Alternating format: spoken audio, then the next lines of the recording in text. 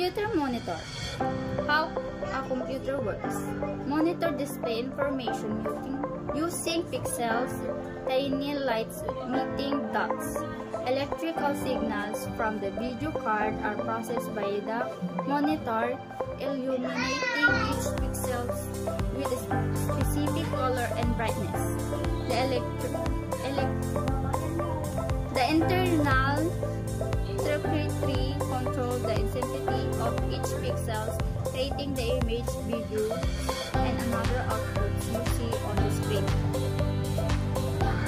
Use of a computer monitor.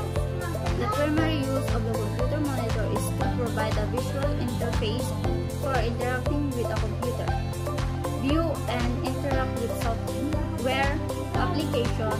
See the output. The computer programs, edit documents and image, watch videos, and play games, browse and internet. Conclusion. The computer monitor is a fundamental part of the computing experience, providing the visual pathway that interact with and utilize the power of the computer. The choice of monitor type